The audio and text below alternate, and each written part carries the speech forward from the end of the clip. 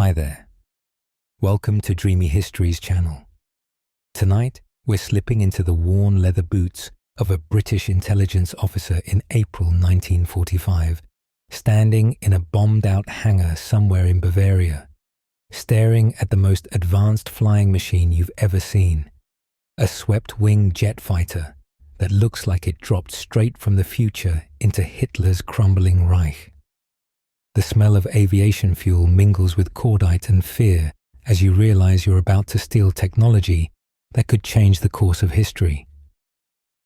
Let's be honest though, given the number of SS patrols still roaming these woods, you probably won't survive this mission anyway. So before you get comfortable, take a moment to like the video and subscribe, but only if you genuinely enjoy what I do here. I'd also love to know where you're listening from tonight. Drop your location and local time in the comments below. All right, let's begin the story. You feel the weight of your forged Wehrmacht papers in your breast pocket as your heart hammers against your ribs. It's April 1945, and while most people think the war in Europe is basically over, you know better. You're part of something called Operation Lusty. Yes, that's actually what they called it. Apparently some RAF bureaucrat's idea of a joke about the lustful desire for German technology. Your real name doesn't matter anymore. For the past 3 weeks, you've been Hauptmann Erich Müller, a Luftwaffe technical officer with a conveniently tragic backstory about losing your unit to American bombers. The truth is, you're sitting in a dingy London basement just 6 weeks ago, when Colonel Watson slides a manila folder across the desk. Inside are grainy reconnaissance photos of something that makes your blood run cold. German jets, dozens of them, hidden under camouflage netting. The Yanks call them Foo Fighters when they see them. Watson mutters, lighting his pipe with fingers that shake slightly. Our pilots can't touch them. 400 miles per hour, maybe 500. Nobody knows for sure. You've been chosen for this mission because you speak flawless German. Thank your grandmother from Munich for that. And because you're expendable. Watson doesn't say that last part, but you can read it in his eyes. The good pilots are needed for combat operations. The desk jockeys are too valuable for their knowledge. You're that perfect sweet spot. Useful enough to possibly succeed. Disposable enough that nobody will ask too many questions if you don't come back. The briefing materials are sparse, deliberately so. If you're captured, they want you to have minimal information to give up under interrogation. But what you do know is staggering. These jets, they call them Messerschmitt Mit-262s, represent a technological leap that could render the entire Allied Air Force obsolete. Intel suggests the Germans have hundreds of them, maybe more, scattered across hidden airfields throughout the Reich. Your mission is simple in concept, impossible in execution. Find these jets, steal as many as possible, and fly them back to Allied territory. Watson slides another photograph across the desk. This one shows a concrete structure built into a mountainside. We believe they're manufacturing them underground now, he says quietly. Slave labor, mostly. The bombing campaigns have driven their production facilities deep into the earth. Historians still argue whether the Allied bombing actually slowed German jet production, or simply forced them to develop more sophisticated hiding methods. Either way, you're about to find out firsthand. Your training happens at a remote Scottish airfield where they've cobbled together a mock-up of what they think an Me-262 cockpit looks like, based on crash specimens and prisoner interrogations. The instruments are all in German, naturally, and your instructor, a nervous physicist who keeps pushing his glasses up his sweaty nose, admits they're mostly guessing about half the controls. The engines are completely different from anything we've seen, he stammers. Axial flow turbojets. The Germans call them Junkers Jumo 04s. Whatever you do, don't push the throttles too quickly or they'll catch fire. The insertion into Germany happens on a moonless night in early April. You parachute from a modified Lancaster bomber, landing in a frozen turnip field somewhere south of Munich. Your bones ache from the impact. Nobody mentioned how much harder you hit the ground when it's frozen solid. You bury your parachute with numb fingers and start walking toward the safe house marked on your silk map. Every Wehrmacht truck that rumbles past on the country road makes you want to dive into a ditch, but you force yourself to walk normally. Just another German officer trying to make his way through the chaos of a collapsing Reich. By dawn, you reach the safe house, a farmhouse where an elderly couple greets you with the correct code phrase about the weather being unusual for April. They feed you real coffee, which tastes like heaven after months of chicory substitute, and the old woman tends to the cuts on your hands from burying the parachute. They don't ask questions. In the resistance, you learn quickly that knowledge can get you killed. The old farmer's wife serves you black bread with a thin scraping of butter, while her husband unfolds a crumpled map on the kitchen table. His finger, gnarled from decades of farm work, traces a path through the Bavarian countryside. "The jets," he whispers in accented English. "Breaking protocol. They fly from here." He taps a spot near Lechfeld. Sometimes at dawn, the sound, he shakes his head, like nothing from this world. You've studied the technical specifications until your eyes burned, but nothing prepares you for the reality of Nazi Germany's secret weapon program. The Me-262 Schwalbe, Swallow in English, represents the kind of generational leap in technology that usually takes decades, compressed into the desperate final years of the Third Reich. While Allied pilots still wrestle with propeller-driven Mustangs and Spitfires, German engineers have already crossed into the jet age. The story begins in 1938, though you won't learn this until much later, when a German physicist named Hans von Ohain runs his first jet engine in a laboratory. Hitler, ironically, initially shows little interest. He wants bombers, not fighters. This short-sightedness probably saves countless Allied lives. Historians still argue whether an early commitment to jet fighters might have changed the war's outcome. By the time the Führer realizes his mistake, it's 1943, and the Reich is bleeding resources on 3 fronts. You spend the morning memorizing emergency procedures from papers hidden in the farmhouse cellar. The Me-262 requires a completely different flying philosophy. Propeller planes forgive mistakes, jets punish them instantly. The Jumo 004 engines are temperamental beasts, prone to flameouts if you move the throttle too aggressively. They consume fuel at an alarming rate. 30 minutes of combat flight, maybe 45 if you're conservative. The engines also have a lifespan of about 25 hours before they need complete overhaul, though you doubt any of these late-war units are getting proper maintenance. Your forged papers identify you as a technical specialist transferred from the Eastern Front, which explains your haggard appearance and 1,000-yard stare. Method acting at its finest. The story is that you're one of the few pilots qualified on both the Me-262 and the even more secret Arado R-234 jet bomber. This gives you theoretical access to almost any Luftwaffe jet facility, assuming nobody looks too closely at your documentation. The farmer drives you toward Lechfeld in his wood gas-powered truck, a wheezing contraption that perfectly embodies Germany's fuel desperation. You pass through 3 checkpoints, and each time your heart pounds so hard you're certain the guards must hear it. But they're mostly old men and boys now, the Volkssturm, more interested in staying warm than scrutinizing papers. one pimply teenager actually salutes you, and you return it with practiced Wehrmacht precision. As you approach the airfield, you hear it first, a sound like the world's largest blowtorch crossed with thunder. Through the truck's dirty windscreen, you catch your first glimpse of an Me-262 taking off.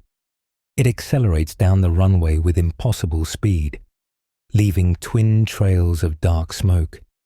The aircraft rotates and climbs at an angle that would stall any propeller fighter. Your mouth goes dry. No wonder Allied bomber crews have started reporting ghost planes that appear from nowhere and vanish just as quickly. The airfield itself is a masterpiece of camouflage and deception. What looks like a forest from above reveals itself as an elaborate network of camouflage netting strung between real trees. Revetments carved into hillsides hide dozens of aircraft. You count at least 15 Me-262s in various states of repair, plus several types you don't recognize. One appears to have rocket pods slung under its wings. Another last-ditch Nazi wonder weapon, no doubt. You're processed at the gate by a harried Luftwaffe sergeant who barely glances at your papers. The base is in chaos. Half the personnel seem to be packing equipment, the other half desperately trying to maintain normal operations. You overhear heated arguments about whether to evacuate west toward the Americans or stand and fight the approaching Soviets. Nobody wants to surrender to the Red Army. Too many atrocities on the Eastern Front have guaranteed that. Inside the pilot's ready room, you find a scene from a dying empire. Officers slump in chairs, some drunk despite it being barely noon. Maps on the wall show the Reich shrinking daily, red arrows pressing in from east and west. A captain with burn scars covering half his face laughs bitterly at something in a week-old newspaper. Wunderwaffen, he spits. Wonder weapons to save the Reich. We have jets that can outrun anything in the sky, and no fuel to fly them. This is the central irony of Hitler's jet program. Magnificent technology strangled by collapsing logistics. The Me-262 needs special J2 fuel, a synthetic kerosene derived from coal. The refineries that produce it are priority targets for Allied bombers. Even when fuel exists, getting it to airfields through Germany's shattered transportation network is nearly impossible. You've stumbled into a graveyard of sleeping dragons, magnificent machines grounded by empty fuel tanks. A mechanic, grease-stained and exhausted, mistakes you for a replacement pilot and starts explaining the pre-flight procedures. You memorize every word. The starting sequence alone is a complex dance. External power cart to spin up the turbines. Careful throttle management to avoid compressor stalls. Watching exhaust gas temperature like your life depends on it. Which it does. He mentions something called diesel starts for when no power cart is available, using Riedel two-stroke engines, but warns it's tricky and tends to catch fire. As afternoon fades, air raid sirens wail across the base. You join the stampede to the shelters, wondering if you're about to be killed by your own side. You huddle in the concrete shelter as American B-17s drone overhead, their engines a familiar symphony that now fills you with dread. The irony isn't lost on you, praying that Allied bombs miss while you're wearing a German uniform. The ground shakes, dust rains from the ceiling, and somewhere above, precious jet fighters are potentially being turned into expensive scrap metal. A Luftwaffe major next to you takes a long pull from a silver flask and offers it to you. Schnapps, it burns, but you're grateful for the liquid courage. 3 weeks before you jumped from that Lancaster, Winston Churchill himself sat in a bunker beneath Whitehall, cigar smoke thick enough to cut, while intelligence officers laid out the German jet threat. You weren't there, of course, But Watson later shared the highlights. "Gentlemen," Churchill had growled, "we're about to win this war with horses while the enemy has invented the automobile." Not technically accurate. The Allies had their own jet programs. But the British Gloucester Meteor was a puddle jumper compared to what the Germans were fielding. The panic had started in July 1944, when an Me-262 shot down a Mosquito reconnaissance plane, previously considered untouchable due to its speed. By autumn, Allied bomber crews were reporting attacks by aircraft moving so fast that gunners couldn't track them. Loss rates spiked, morale plummeted, something had to be done, and traditional military solutions weren't working. You couldn't shoot down what you couldn't catch. Operation Lusty was born from this desperation, though the Americans had their own version called Operation Paperclip. The British approach was typically understated. Steal the hardware. Let the boffins figure out how it worked. The American plan was more ambitious. Grab the scientists too. This would lead to friction later. But in those panicked midnight meetings, collaboration seemed possible. The all-clear sounds and you emerged to find the airfield miraculously intact. The Americans were after the synthetic fuel plant 5 miles east. Black smoke pillars marked their success. Your Luftwaffe comrades curse and return to their duties. You attach yourself to a maintenance crew, helping push a damaged Me-262 into a revetment up close. The aircraft is even more impressive. The swept wings look sculpted by wind tunnel gods. The engines hang like nascent thunderbolts. You run your hand along the aluminum skin and feel the future. That evening in the officers' mess, a grand title for a wooden hut with a leaking roof, you nurse a thin soup and listen to the conversations. Morale is subterranean. A one-armed major holds court at the far table, describing how he lost 3 wingmen in 5 minutes to Mustangs. "The 262 is faster," he says, "but you can't turn with them.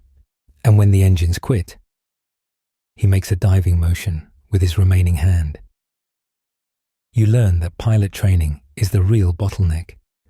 These jets require a completely different skill set. Propeller pilots instinctively use rudder in turns. Do that in a 262 and you'll snap roll into the ground. The landing speed is so high that most grass strips are useless. You need concrete runways, which are obvious targets for bombers. One pilot mentions something called compressor stalling, with the casual tone of someone discussing cancer. A technical officer, drunk enough to be indiscreet, starts explaining production problems. The Jumo 04 engines use specialized alloys requiring nickel and chromium, both in desperately short supply. German engineers have substituted inferior materials, reducing engine life to practically nothing. "We're building throwaway engines," he slurs. 25 hours if you're lucky, 10 if you push them hard. Historians still argue whether this was brilliant improvisation or desperate corner cutting. Probably both. You steer the conversation toward aircraft locations, pretending to be concerned about dispersal patterns. The drunk officer, eager to impress, mentions underground facilities at Oberammergau, forest strips near Munich, even jets hidden in highway tunnels. He draws a rough map on a napkin, marking locations with drunken X's. You memorize every detail while appearing to barely pay attention. Late that night, you slip out to inspect the flight line. Security is laughably weak.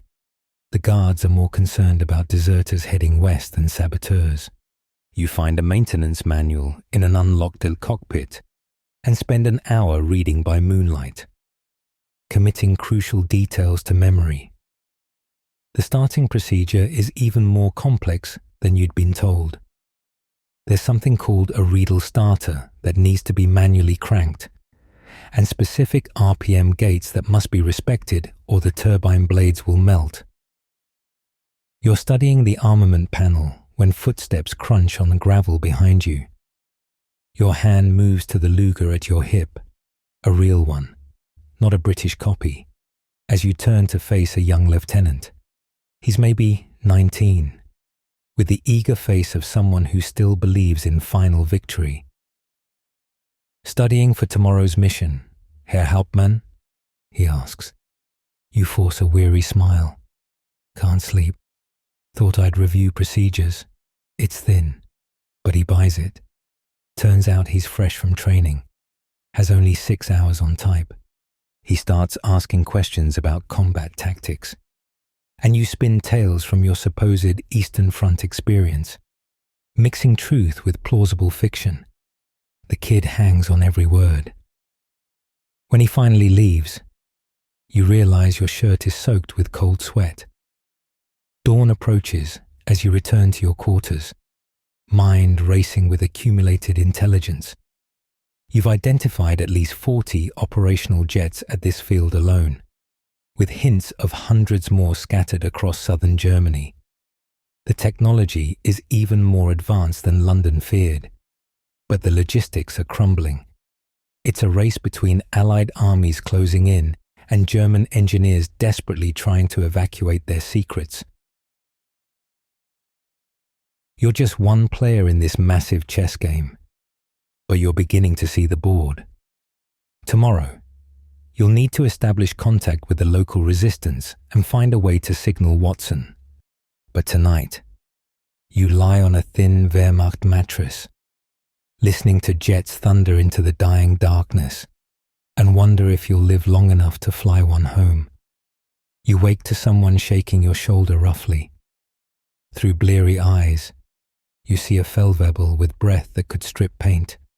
"Hauptmann Müller, you're wanted in operations, immediately." Your cover story is about to be tested in ways the Scottish training camp never anticipated. The operations room buzzes with controlled chaos. A thin colonel with intelligent eyes studies a map while staff officers update unit positions with colored pins. The Americans have broken through at Nuremberg. The Soviets are past Vienna. The map looks like Germany is being eaten by red and blue locusts. The colonel glances up, fixes you with a stare that seems to see through your forged identity. "You're the technical specialist from JG7. You nod, throat dry. He continues. "We're evacuating the test unit to Oberammergau. You'll help ferry the experimental variants." Your blood chills. You're being ordered to fly jets you've never touched to a location that might not exist by the time you arrive. But this is also exactly the opportunity you need. Back in London, Watson had assembled his team with the care of a master jeweler selecting stones. You were one piece, but hardly the only one. There was Freeman, the Cambridge engineer who could disassemble any engine blindfolded, currently posing as a Swedish Red Cross observer. Brown, the former race car driver turned pilot, was somewhere in American-occupied territory, supposedly coordinating with Operation Paperclip, and others whose names you'd never learned, scattered across the crumbling Reich like seeds waiting to sprout. The briefing had been sparse on one crucial detail: what to do if you were ordered to fly before making contact with the extraction team. Watson had simply smiled that infuriating smile of his. "Improvise, old boy. Queen and country are counting on your creativity." Easy for him to say from his comfortable London office. Now you're being escorted to a heavily guarded hangar where Germany's most secret aircraft wait. The doors open to reveal not just standard Me-2 Sikorsky-2s, but variants you've only heard whispered about. A two-seater night fighter with radar equipment sprouting like technological antlers. Something with a bulbous nose that might be a reconnaissance variant. And in the corner, covered by a tarp, something that makes even the German mechanics nervous. The Heimatschütze, says your escort, a major with haunted eyes. Home defender, rocket-assisted takeoff, improved engines. It can reach 40,000 feet in under 4 minutes. He pulls back the tarp to reveal a 262 with subtle but crucial modifications, larger engine nacelles, reinforced wing roots, and what look like rocket attachment points. Only 3 prototypes exist. Berlin wants them saved at all costs. You're mentally calculating 3 ultra-rare jets, probably a dozen standard variants, all needing pilots. The Luftwaffe is hemorrhaging trained aircrew faster than they can be replaced. Your supposed expertise makes you invaluable, but also puts you in an impossible position. Refuse to fly and blow your cover.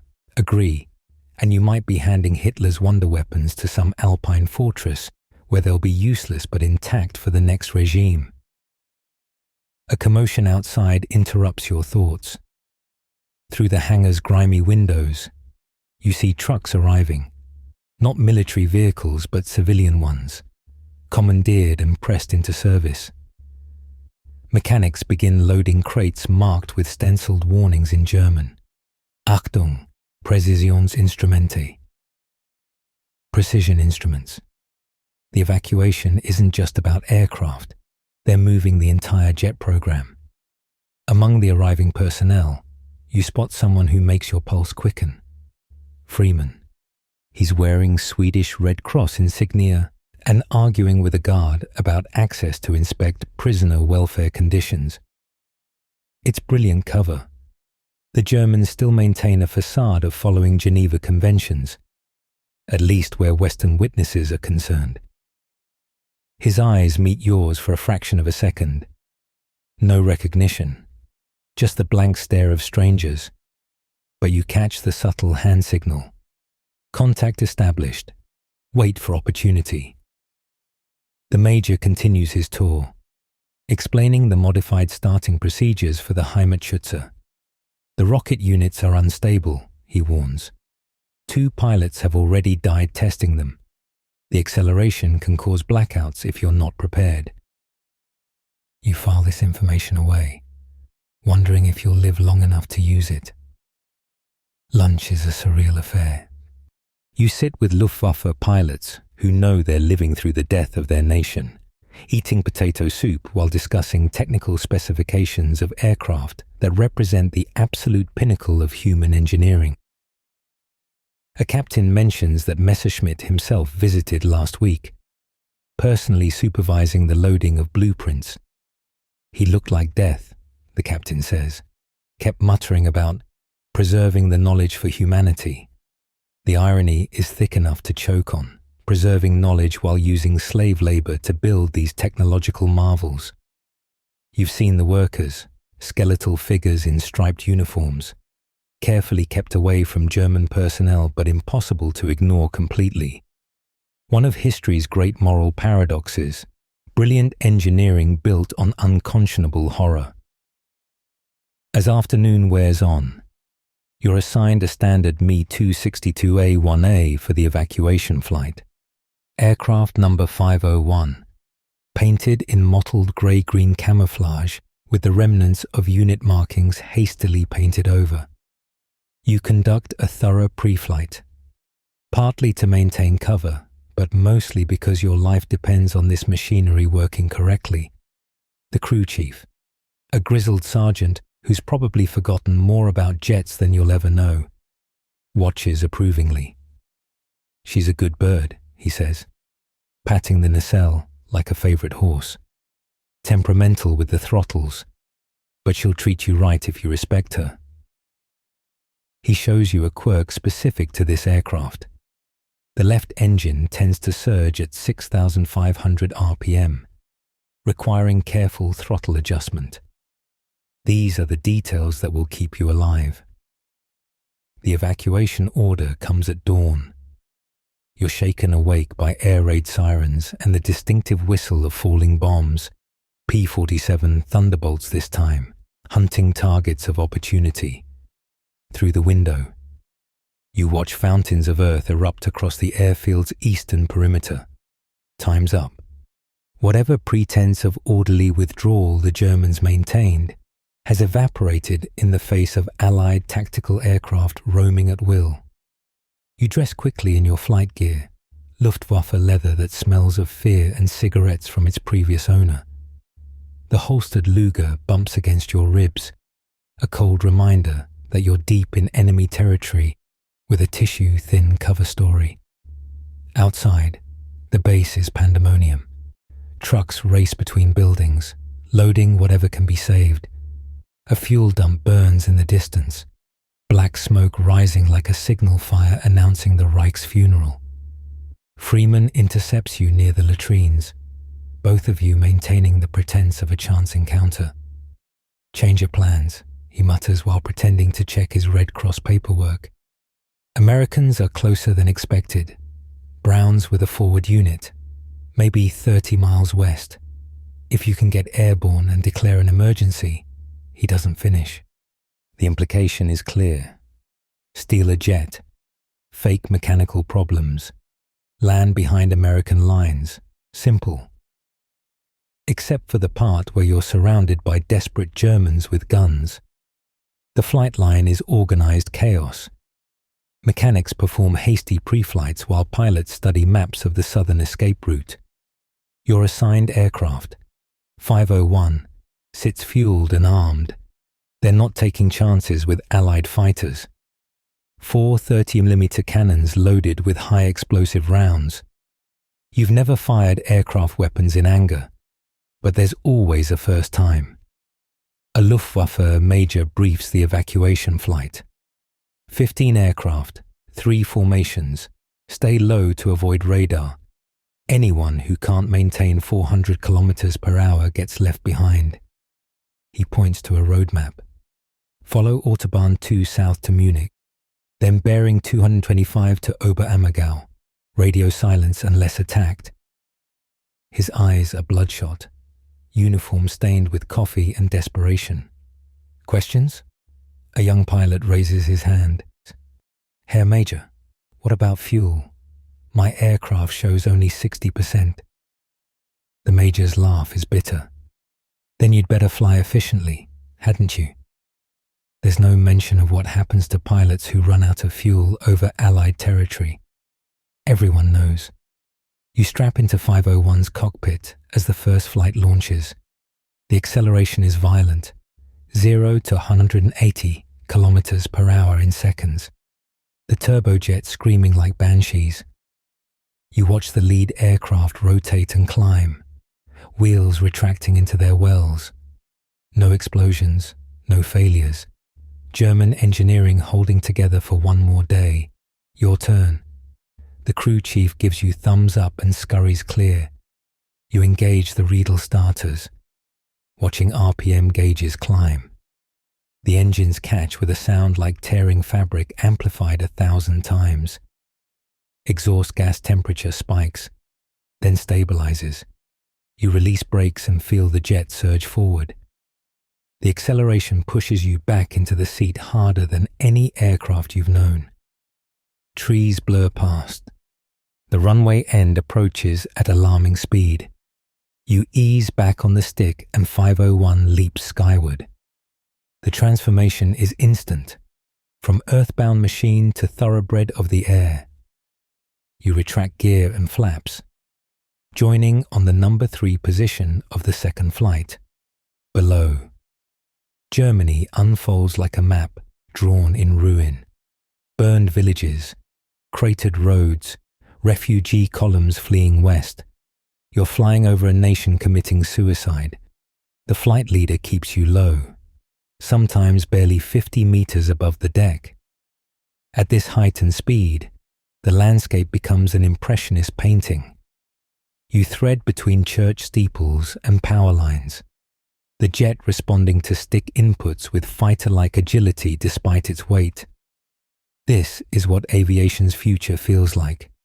Raw power married to aerodynamic elegance. 20 minutes out, you spot them, American P-51 Mustangs, a full squadron, crossing left to right at altitude. Your heart hammers. The flight leader must see them too, but maintains course. The Mustangs continue east, either missing you against the ground clutter or choosing not to engage. You'll never know which, but you breathe again. Near Augsburg, things go wrong. The number 2 aircraft in your flight suddenly trails white vapor, hydraulic fluid or fuel, impossible to tell. The pilot's voice crackles over the radio, breaking silence. Engine fire, departing formation. You watch him climb, trading speed for altitude. Then the canopy flashes off, and a small figure tumbles out. The parachute blossoms white against grey sky. The pilotless jet arcs over and plunges earthward, impacting in a farmer's field with a tremendous explosion. The formation tightens up. Everyone suddenly checking their own engine instruments. You notice your left engine temperature creeping up, the surge problem the crew chief warned about. You baby the throttle, making microscopic adjustments. The temperature stabilizes just below red line, for now. Historians still argue whether the Luftwaffe's attempted evacuation of jet assets was brilliant improvisation or pointless gesture. What use were advanced fighters without fuel, pilots, or infrastructure? But riding in this aluminum thunder chariot, you understand the impulse. These machines represent years of research, billions of Reichsmarks, the dreams of engineers who saw beyond war to something transformative. Even in defeat, they can't bear to see them destroyed. Munich appears through haze. The city's distinctive church spires still standing despite years of bombing. The flight leader banks west, following the autobahn toward the Alps.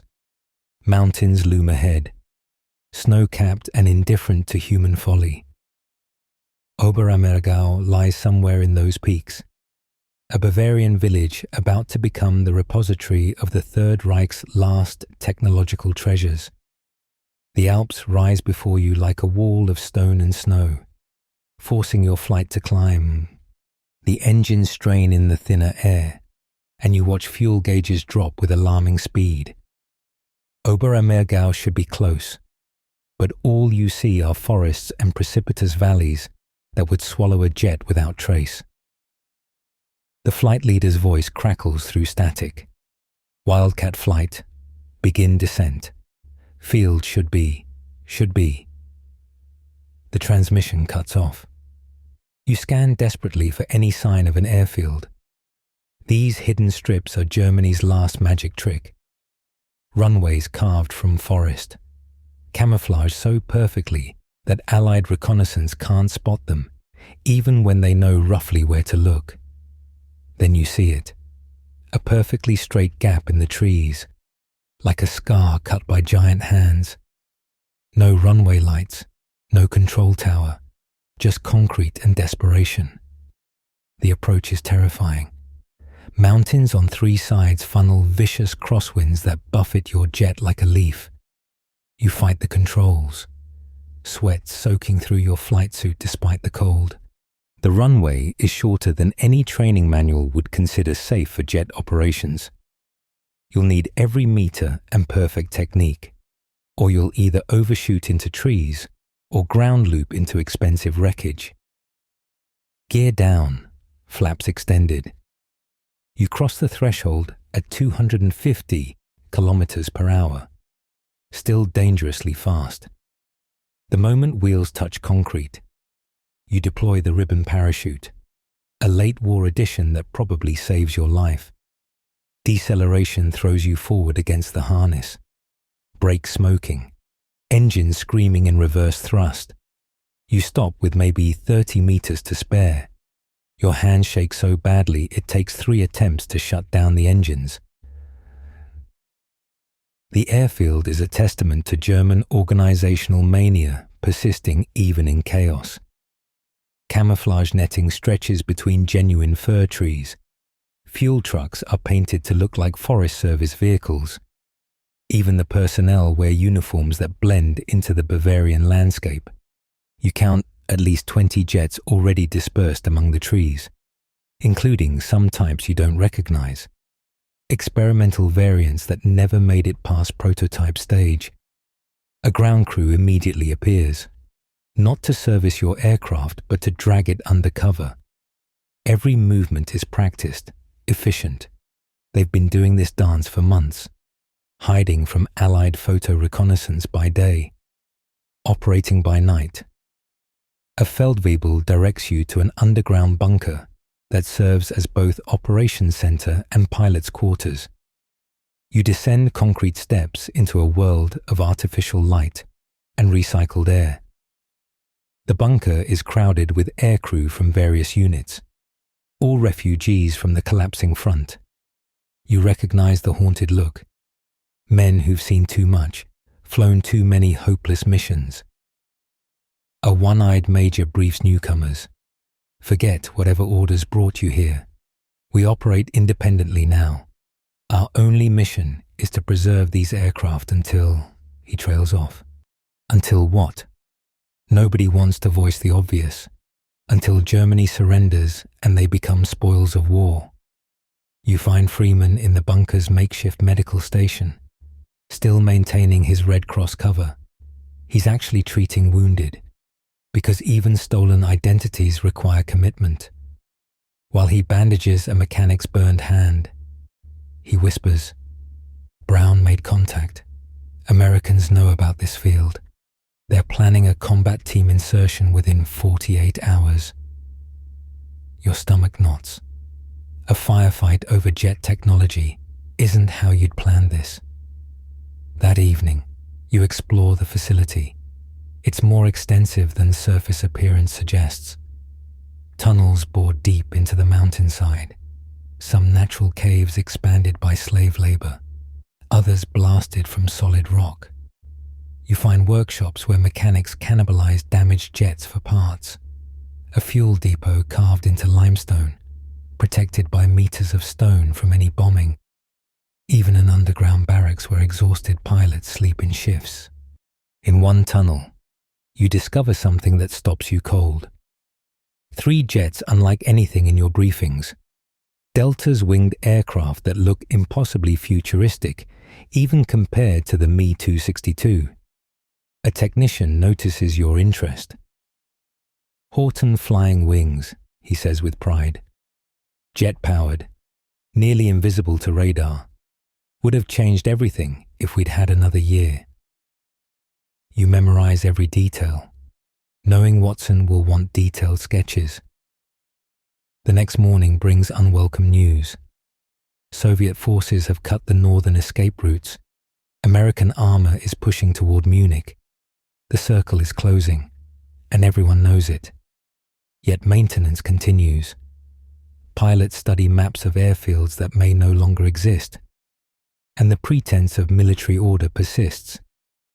It's like watching a theater company perform while the building burns around them. You're assigned to a reconnaissance flight, ostensibly to check if alternate fields remain viable. In reality, it's busy work to maintain morale. You take off in morning mist, climbing quickly to avoid small arms fire from trigger-happy infantry who shoot at anything airborne. The view from altitude is sobering. Columns of smoke mark burning vehicles. White flags hang from village windows. Roads clogged with refugees fleeing in every direction. You spot an intact bridge over the Inn River and mark its location, though for whose benefit you're not sure. Banking north, you glimpse what might be American vehicles, Shermans and half-tracks advancing in textbook formation. The urge to defect is overwhelming. Just declare an emergency. Land on that straight stretch of Autobahn. But Freeman's intelligence is too valuable to waste. The Horton jets alone could advance Allied aerospace development by years. Returning to Oberammergau, you notice new defensive positions, machine gun nests, hastily laid mines, even a camouflaged flak battery. The base commander is preparing for a last stand. You land with minimal fuel remaining. Another reminder of the Luftwaffe's logistical death spiral. Soon these magnificent machines will be museum pieces or scrap metal, their potential stillborn by their creators' hubris. That night in the bunker, you lie awake listening to muffled explosions in the distance, artillery or bombing. Impossible to tell. Around you, German pilots snore or mumble in nightmares. Tomorrow you'll need to act. The window for organizing a coordinated capture is closing. But tonight, you're just another exhausted airman in a dying air force, surrounded by the most advanced aircraft in the world, all dressed up with nowhere to go. The morning brings an unexpected visitor. You're checking hydraulic fluid on a two-seat Me-262B when a staff car arrives, disgorging a Luftwaffe general whose medals probably weigh more than your flight gear. General der Flieger Kammhuber himself, the man who'd organized Germany's night fighter force, now reduced to shepherding the Reich's last technological treasures. His presence means something significant is about to happen. Kammhuber assembles all pilots in the underground briefing room. He looks exhausted, uniform immaculate, but hanging loose on a frame that's lost weight. "Gentlemen," he begins, voice steady despite everything, "I won't insult your intelligence with propaganda. The war is lost. Our duty now is to preserve what we can of German aviation technology." Murmurs ripple through the room. Defeatism from a general would have meant execution 6 months ago. Now it's simply acknowledgement of reality. He continues, "The Americans have made contact through Swiss intermediaries. They want our jets intact, our personnel cooperative. In exchange..." He pauses, choosing words carefully. "In exchange, they offer protection from Soviet custody and potential positions in their aerospace programs." The room erupts. Some pilots shout about honor and oaths. Others sit silent, calculating survival odds. You catch Freeman's eye across the room. This changes everything. If the Germans are already negotiating surrender, your mission becomes less theft and more competitive acquisition. The Americans want these jets, but so do the British. And somewhere to the east, Soviet forces are racing to grab their share of the technological pie. A major stands up, face flushed with anger. "Herr General, you're asking us to betray everything we've sworn to defend." Kammhuber's response is weary. "I'm asking you to think beyond the next week. These aircraft represent years of German genius. Would you rather see them destroyed or in the hands of those who'll continue their development?" It's pragmatism dressed as patriotism, and surprisingly effective. The meeting breaks up into heated discussions. You drift toward a group of technical officers who seem more interested in preservation than politics. One mentions that Messerschmitt's personal archive is hidden in a mineshaft nearby. Blueprints, wind tunnel data, years of research that could revolutionize aviation. Another talks about a prototype with backward swept wings that supposedly solve compressibility problems. Each revelation is worth its weight in intelligence gold. That afternoon, you witness the first direct German-American contact. A white-painted Fieseler Storch observation plane lands, carrying 2 American officers and a translator. They're escorted to the command bunker, while pilots watch from windows and doorways. The surreal nature of enemies negotiating while technically still at war isn't lost on anyone. Some Germans finger their sidearms nervously. Old habits die hard. You volunteer for perimeter patrol, partly to maintain cover, partly to scout escape routes if things go sideways. Walking the forest paths, you stumble upon something that stops you cold. a work detail of concentration camp prisoners repairing camouflage netting, skeletal figures in striped uniforms, supervised by guards who look barely better fed. The juxtaposition of advanced jets and slave labor crystallizes everything wrong with the regime you're infiltrating. One prisoner, braver or more desperate than others, makes eye contact, in accented German. He whispers, "The jets, we build components in the tunnels, sabotage when we can, small things, fuel lines, electrical connections." You want to respond, to offer hope, but the guard is watching.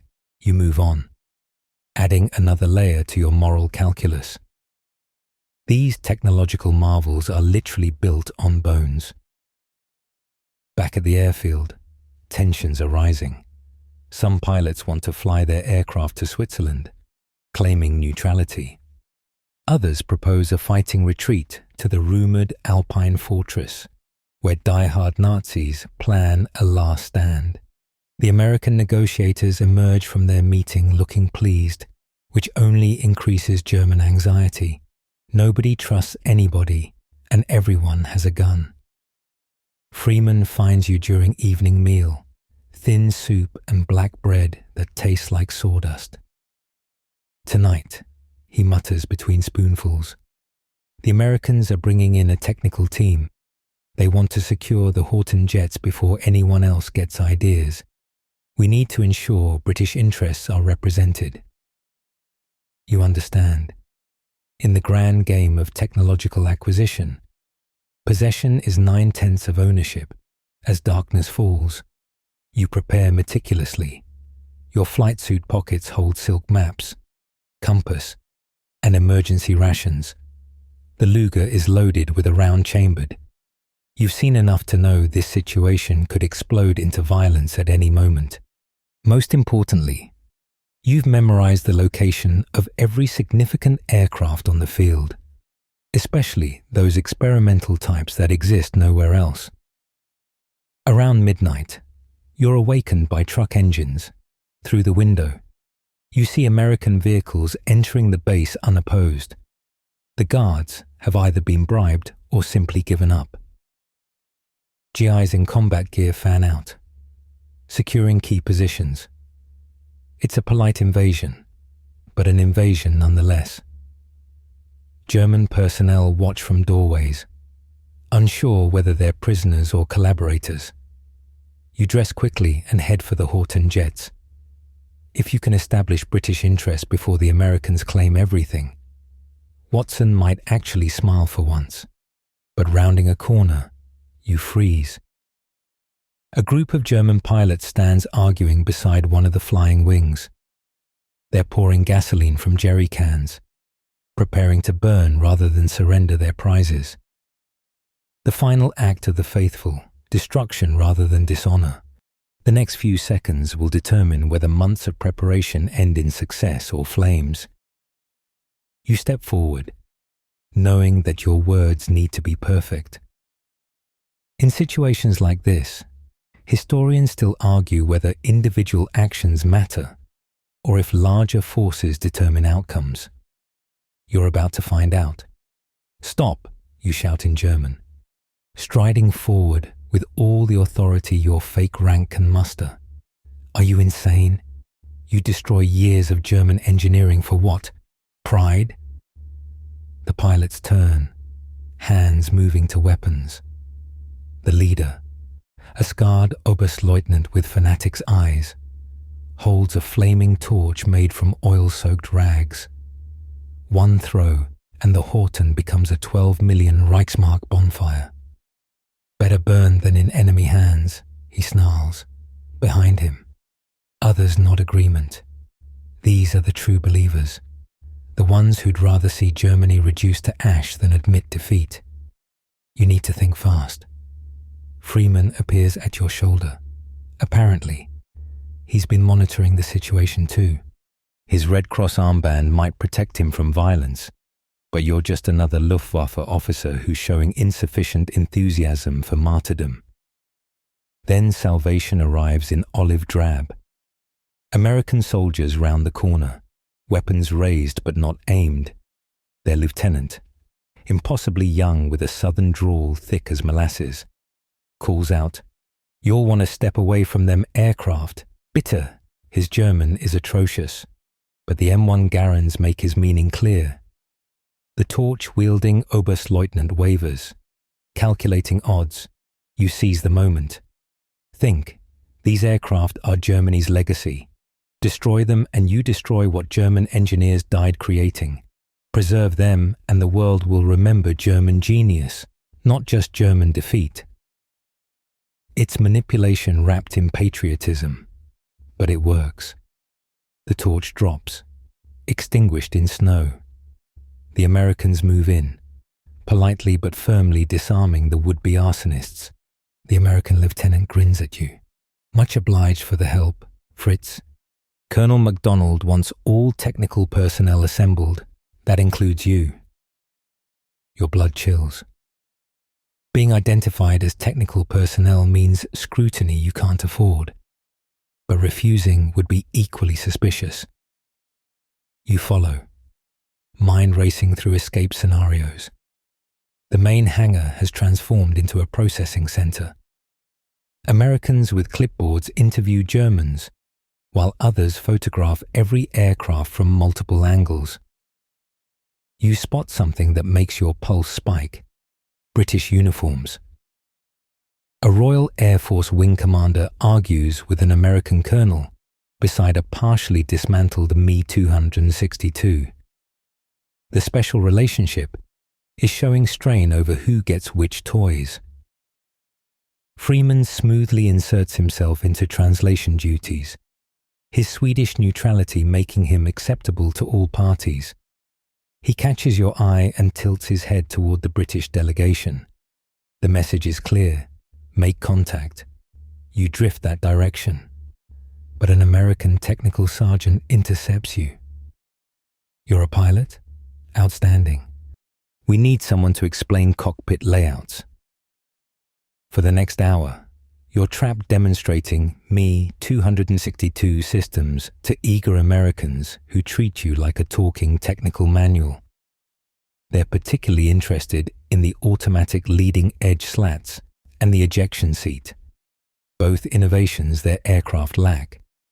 You provide information carefully, enough to seem cooperative, but holding back crucial details Watson will want exclusively. Dawn breaks over a transformed airfield. American flags fly beside hastily lowered Nazi banners. GIs brew coffee over German camp stoves while former enemies share cigarettes. It's surreal but predictable. Young men finding common ground once the shooting stops. You overhear a conversation between a German ace and an American pilot comparing notes on fighting techniques. Yesterday, they'd have killed each other. Today, they're swapping addresses. The British wing commander finally corners you near the fuel depot. "Hauptmann Müller, is it?" His German is flawless, accent suggesting expensive education. "I understand you have extensive experience with the exotic variants." You nod carefully. He continues, "Her Majesty's government would be grateful for your insights, particularly regarding those interesting Delta Wing aircraft. This is your moment. In carefully coded phrases worked out in Scotland, you identify yourself." His expression doesn't change, but his hand briefly touches his ear, signal received. "Perhaps you could prepare a technical report for my government. We're particularly interested in performance data unavailable through regular channels." You agree, knowing this means you'll need to acquire documents the Americans haven't already claimed. The competition between allies is fierce but polite. Americans systematically catalogue everything, while British officers focus on specific technologies. French representatives arrive by noon, followed by a Soviet liaison team that everyone pretends to welcome, while secretly obstructing. The jets have become prizes in a technological treasure hunt. with each ally grabbing what they can. You're assigned to help inventory the underground workshops when you make a discovery that stops you cold. Hidden behind hastily stacked crates, you find a complete set of blueprints for something called the Me-262HG-3, a high-speed variant with drastically swept wings and projected performance that seems impossible. Maximum speed, 1,200 kilometers per hour. The sound barrier treated as an engineering problem rather than absolute limit. Freeman appears as if summoned. "Remarkable find," he murmurs, photographing pages with a miniature camera that definitely isn't Red Cross issue. The Americans are focused on quantity. They're missing treasures like this. You stand watch while he works, preserving technological secrets that won't see public light for decades. By evening, the systematic dismantling of the Luftwaffe's jet force is well underway. Aircraft are being prepared for shipment to various Allied facilities. German personnel are sorted into categories: essential, to be recruited; useful, to be interrogated; and dispensable, to be released. You fall into the first category, which presents its own problems. How do you maintain cover while being shipped to America or Britain? The wing commander provides an elegant solution. Hauptmann Müller has agreed to assist British research efforts. We'll need him transferred to our custody. The American colonel objects, but Allied cooperation has its limits. After heated negotiation, a compromise emerges. You'll provide technical reports to both nations while remaining in British custody. It's messy but workable. 3 days into the Allied occupation of Oberammergau, you finally get your chance. The British wing commander, whose name you've learned is Hartley, arranges for you to demonstrate an Me-262's capabilities for Allied technical teams. It's partly intelligence gathering, partly the RAF staking its claim to German jet technology. What nobody except Hartley knows is that you're about to steal one of these aircraft in broad daylight. The chosen aircraft is White 9 and Me-262A1A in remarkably good condition. As you perform the pre-flight inspection for your audience of American and British engineers, your hands tremble slightly, not from fear, but from anticipation. After months of deception, you're finally going to fly one of these magnificent machines with something approaching legitimacy. Observe the pre-flight sequence carefully. You tell the assembled technicians through Freeman, who's still maintaining his translator cover. The Germans developed specific procedures that must be followed exactly.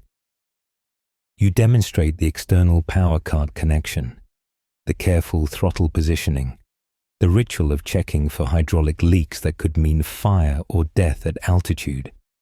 An American captain asks about the starting procedure. You explain while demonstrating. The Riedel starter must reach 3,000 RPM before engaging. Too slow, and you'll get a hot start. Turbine blades melt. Too fast, and the gearbox shears. It's theatre, but necessary theatre. Every detail you provide increases your credibility for what comes next. Strapping into the cockpit feels like coming home. Your hands find controls exactly where training predicted. The seat, designed for taller German pilots, requires adjustment. You run through the checklist, part performance and part genuine preparation. This isn't a simulator or a mock-up. This is 1,800 kilograms of aluminum and steel powered by temperamental axial flow turbojets.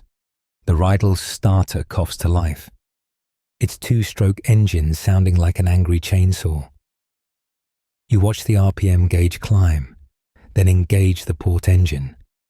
The Jumo catches with its characteristic howl. Exhaust gas temperature spikes. You catch it with careful throttle manipulation. The starboard engine follows, and suddenly you're sitting atop barely controlled chaos. Hartley leans into the cockpit. Take her up to 10,000 feet. Full performance demonstration.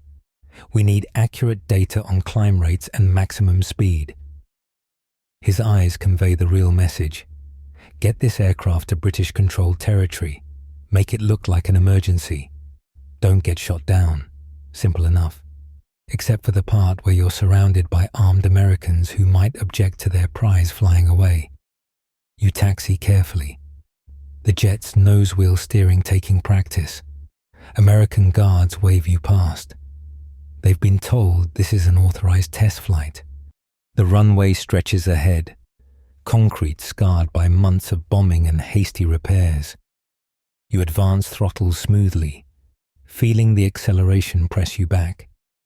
The airspeed indicator climbs rapidly, 100, 150, 180 kilometers per hour. You ease back on the stick, and White 9 leaps skyward. The transformation is immediate and intoxicating. All the technical briefings, all the stolen glimpses at manuals, couldn't prepare you for this.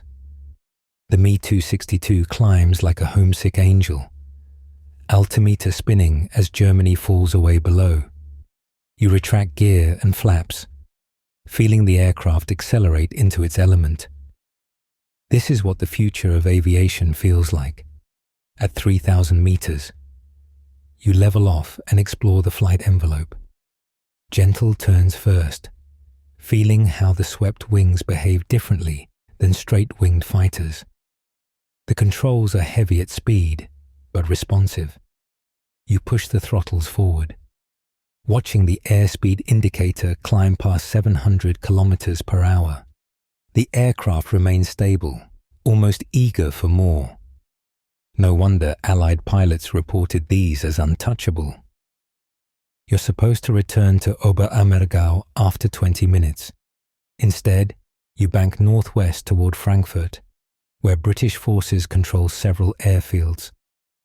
The die is cast. Either you'll deliver an intact Me-262 to British hands, or become another casualty of war.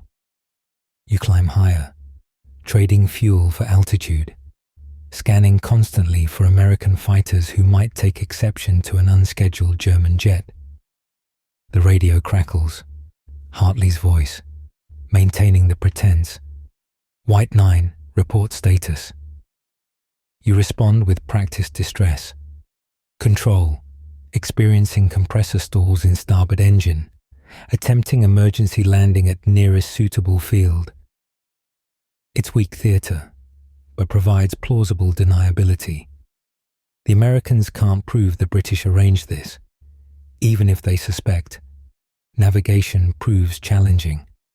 The Luftwaffe maps in your knee pocket are weeks out of date. Cities you expect to see are rubble. Roads that should run straight are cratered by bombing. You're flying by dead reckoning and prayer. Fuel gauges dropping toward empty. The supposedly 30-minute reserve looks optimistic given your altitude and speed. Then salvation appears. A proper concrete runway with vehicles that are definitely British. You begin descent, mindful of the Me-262's vicious stall characteristics. The gear extends normally, a small miracle given German maintenance standards. You enter the pattern, ignoring the flak batteries tracking your approach. Either Hartley radioed ahead, or you're about to be shot down by your own side. The landing is textbook, which surprises you more than anyone. White 9 touches down smoothly, ribbon parachute deploying to help deceleration. You taxi toward a hangar where RAF personnel are already gathering, their excitement palpable. As the engines wind down, you sit for a moment, hands shaking with released tension. You've just stolen one of Hitler's wonder weapons and delivered it intact to British hands. A squadron leader helps you from the cockpit, grinning broadly. Brilliant show. Hartley radioed you were coming. Technical intelligence is already en route from London. You've succeeded. But the game isn't over.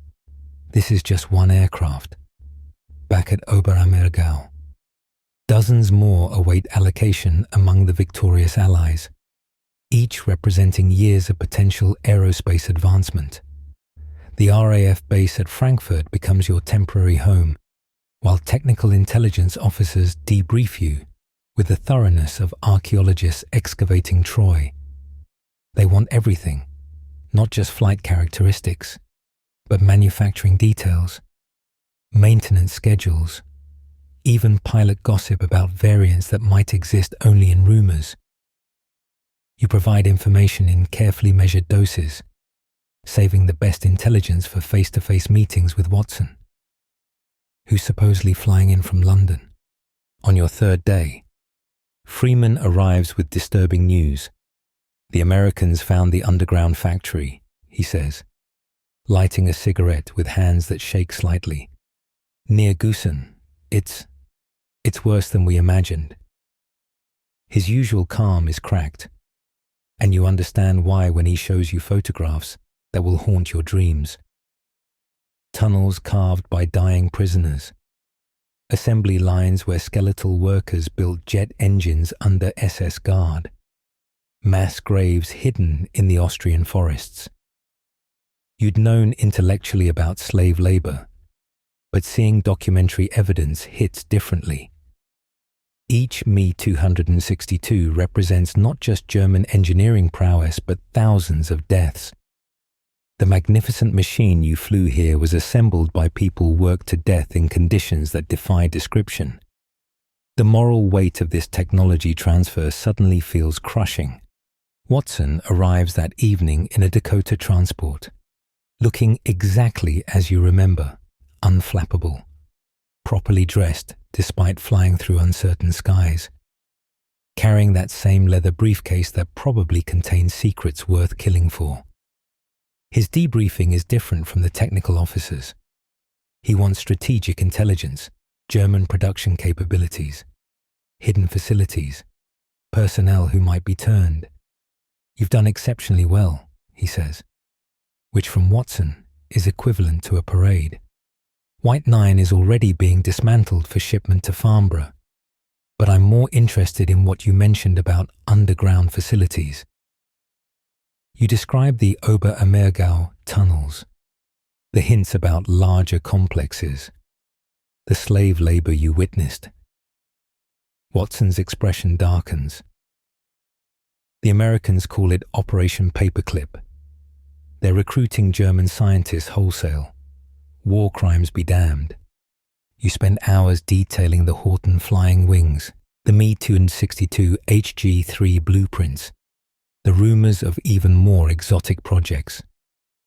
Watson takes notes in his peculiar shorthand, occasionally asking questions that reveal he knows more than he initially let on. The Germans were working on something called the Silbervogel, he mentions casually, a rocket-powered bomber that could reach America. Ring any bells? It doesn't, but you file the name away. The conversation reveals the massive scope of German secret weapons programs. Jets were just the visible tip. Below the surface, rocket planes, guided missiles, electronic warfare systems, technologies that seem pulled from science fiction. Each allied nation is scrambling to grab what they can before others stake claims. That night, unable to sleep, you walk the flight line where White 9 sits under heavy guard. British technicians crawl over it like ants, documenting every rivet. Tomorrow, it'll be crated and shipped to England, where it'll be test flown until it reveals all its secrets or breaks apart trying. You wonder about its history. Which German pilot flew it? How many Allied aircraft fell to its cannons? Whether slave laborers sabotaged components during assembly. Freeman finds you there. Hartley wants us back at Oberammergau tomorrow. The Americans are being difficult about the Horton jets. They're claiming all flying wings under some technical interpretation of the surrender agreements. You both know this is bigger than individual aircraft. It's about controlling the future of aviation, possibly warfare itself. The flight back is surreal, traveling as passengers in an RAF transport rather than infiltrators. Below, Germany lies prostrate. Cities reduced to archaeological sites. Railways cut to pieces. You spot one of the hidden jet fields you'd memorized, now occupied by American vehicles. The technological treasure hunt continues at full pace. Oberammergau has transformed into an Allied technical bazaar. French officers argue with Americans over engine allocations. Soviet representatives, officially allies but practically competitors, photograph everything while pretending not to speak English. British teams focus on specific technologies, quality over quantity. You recognize the strategic thinking. Let Americans grab bulk hardware while Britain secures key innovations. In the underground workshops, you make a discovery that justifies the entire mission. Hidden behind a false wall, wrapped in oilcloth, complete documentation for the Jumo 04C, an improved engine that solves most reliability problems. It's not hardware, but something more valuable. The accumulated knowledge of German engineers who spent years perfecting axial flow turbojets. This single cache could advance British jet development by half a decade. You're photographing pages when commotion erupts above, shouting in multiple languages, then gunfire. You and Freeman raced topside to find American and Soviet soldiers in a tense standoff. Apparently, the Soviets tried to remove a Horton jet claimed by Americans. Weapons are drawn but not quite aimed. That delicate moment before violence explodes. A British colonel, not Hartley but someone with similar authority, steps between the groups. Gentlemen, we're allies. Surely we can resolve this without shooting each other. It's British understatement at its finest, deflating tension through sheer reasonableness. The Soviets withdraw, but everyone knows this is just the beginning. The wartime alliance is fracturing along technological fault lines. Later, in the command bunker, Hartley briefs you on evolving priorities. The PM wants production data, not just blueprints, but industrial processes, tooling requirements, metallurgy. We need to understand how Germany created this technology, not just what they created. It's a crucial distinction. Anyone can copy a design. Understanding the underlying industrial base is what enables indigenous development. You think about the slave laborers, the underground factories, the entire hidden infrastructure of the Reich's wonder weapons. The technology is inseparable from its origins in horror. Yet the aviation future it represents is too important to abandon. It's a moral knot that historians will debate for decades. Can knowledge born of evil be redeemed through peaceful application? The moral debates become concrete when you encounter Dr.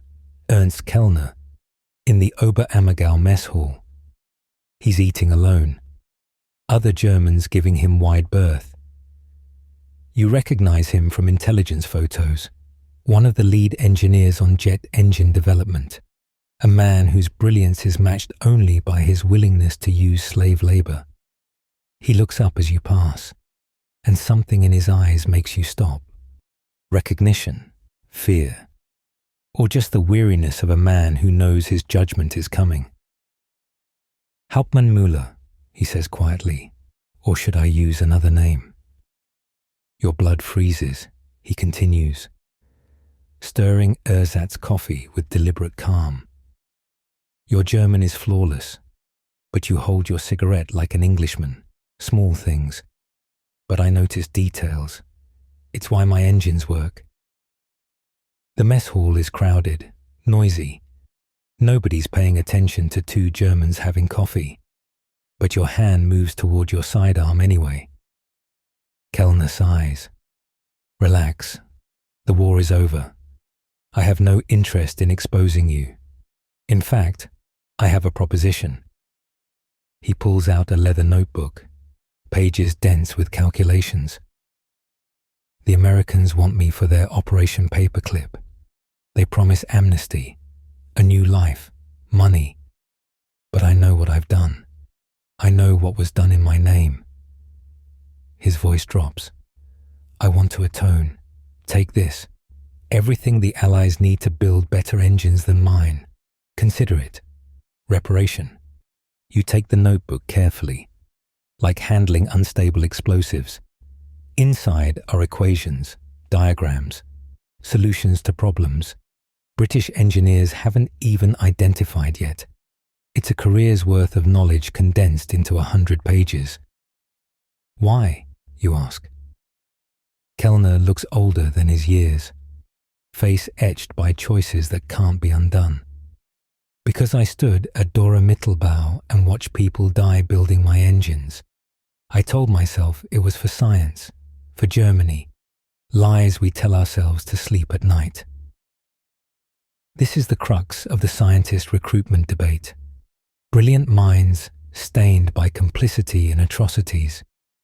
The Americans, pragmatic to a fault, are offering blank slates to anyone useful. The Soviets are simply taking whoever they can grab. The British, typically, are being selective but conflicted. How do you balance justice against technological advantage? Historians still argue whether Operation Paperclip was necessary evil or just evil. Freeman joins you as Kellner shuffles away. That was risky, he mutters. If he'd raised an alarm, but you show him the notebook. Freeman's eyes widen as he recognizes the significance. Christ, this could change everything. You spend the afternoon photographing pages in a secure room, each equation potentially worth millions in development costs saved. That evening brings unexpected drama. A young Luftwaffe pilot, drunk on American beer and survivor's guilt, starts shouting about honor and betrayal. You sell our secrets to the highest bidder. You collaborate while our cities burn. He pulls a Luger. Where do they keep finding these? Waving it wildly. The Allied personnel freeze, unsure whether to treat this as comedy or threat. You step forward, speaking in calm German. Put it down, Kamerad. The war is over. He swings the pistol toward you, tears streaming. Over. Look around. We're prisoners in our own country. Our technology stolen. Our women. He doesn't finish. You move fast. A technique learned in Scotland, disarming him before he can decide whether to shoot. The Luger clatters across concrete as you hold the sobbing boy. He can't be more than 19. The incident crystallizes tensions simmering since occupation began. German personnel are technically prisoners, but treated as consultants. They eat with their captors, share technical knowledge, yet remain enemies in some fundamental way. The fiction of cooperation grows thinner daily. Some Germans embrace their new roles.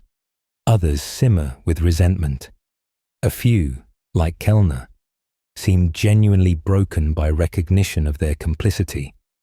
Hartley pulls you aside later. London is impressed.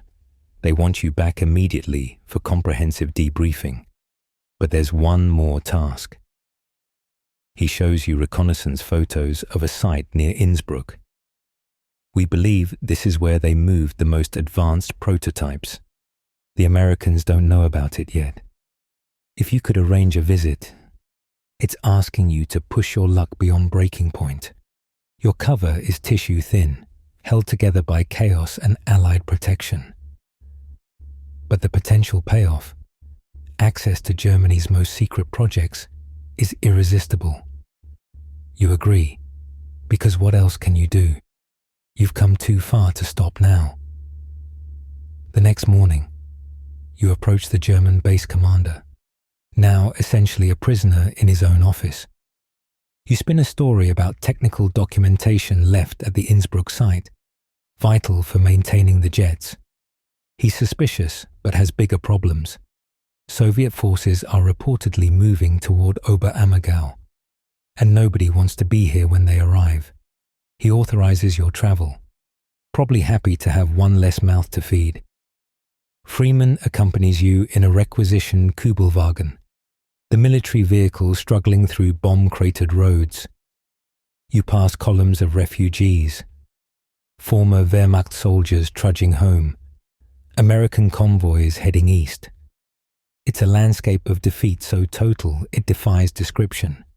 Yet somewhere in these mountains, German engineers hid their most precious secrets. The journey takes all day, detours around blown bridges and impromptu checkpoints adding hours. You reach Innsbruck as sun sets behind alpine peaks, the city relatively intact but swarming with displaced persons. Your forged orders get you through American lines. They're more interested in processing refugees than questioning Luftwaffe officers heading into the mountains. The site, when you find it, seems deserted. A small airfield carved from forest, hangars built into mountainsides. No sign of recent activity, but appearances deceive. Fresh tire tracks lead to a camouflaged entrance. Someone has been here recently. You park and approach carefully, weapons drawn. Whatever waits inside could be surrendering Germans, die-hard SS, or simply abandoned machinery. Only one way to find out. The hangar doors yield to Freeman's lock-picking skills, revealing a sight that stops you both cold. Inside, bathed in dust-filtered twilight, sit 3 aircraft that shouldn't exist. The first is clearly a development of the Me-262, but with forward-swept wings that hurt your brain to look at. The second appears to be a pure Delta, no horizontal tail surfaces at all. The third, you can't even categorize. It looks like someone merged a rocket with an aircraft and added wings as an afterthought. Bloody hell, Freeman whispers. The intelligence reports weren't exaggerating. You move deeper into the hangar, footsteps echoing. Each aircraft represents years of development, billions of Reichsmarks, technological leaps that the Allies are still struggling to conceptualize.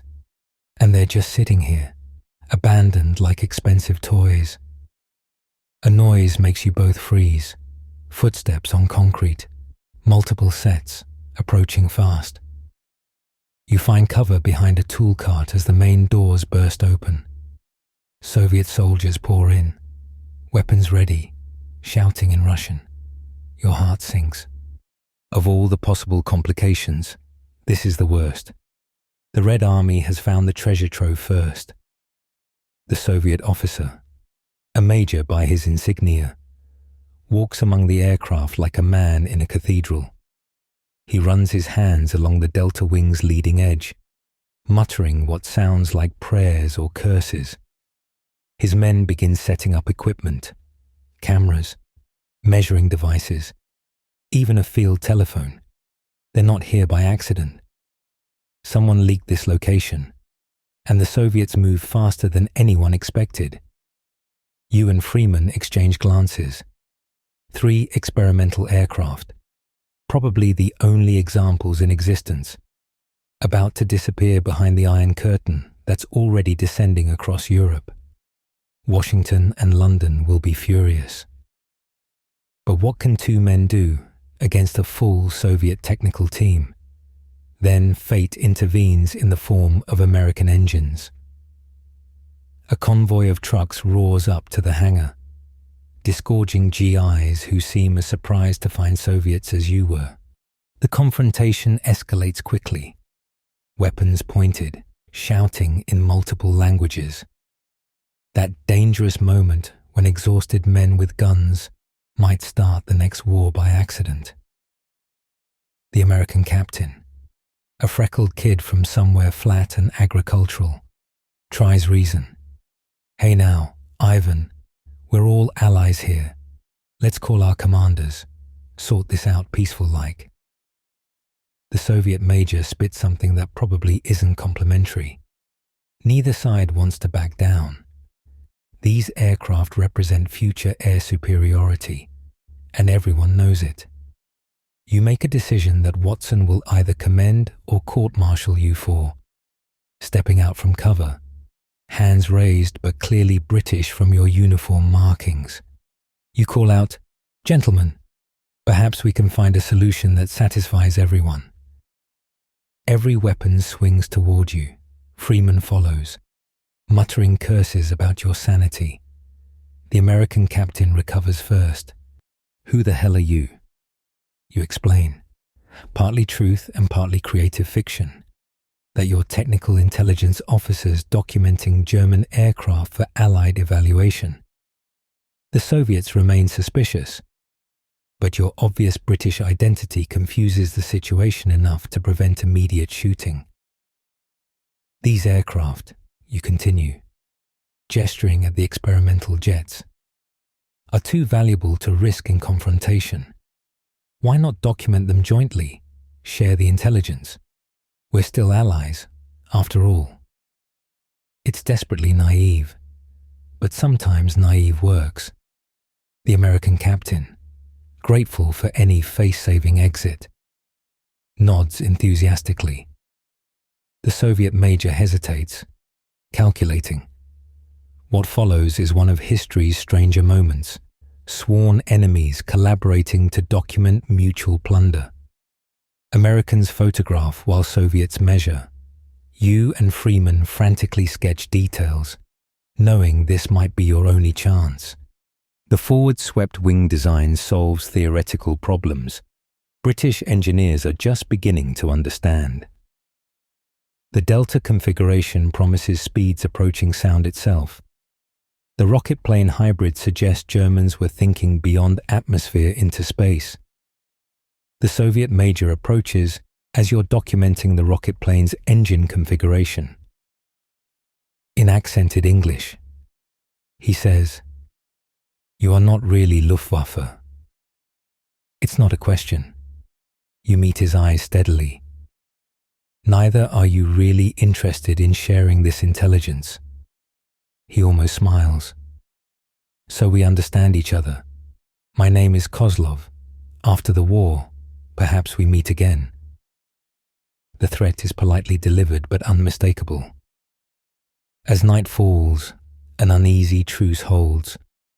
The three aircraft are too large to move without heavy equipment, so all three nations post guards.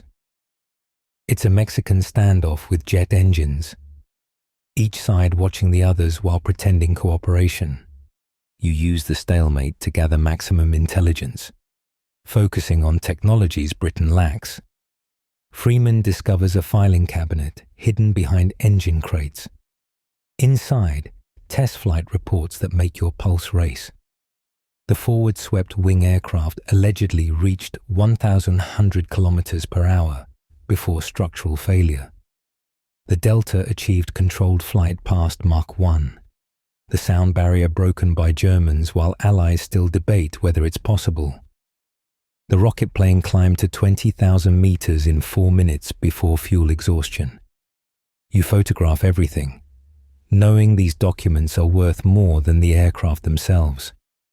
Hardware can be reverse engineered, but flight test data represents years of trial and error condensed into numerical fact.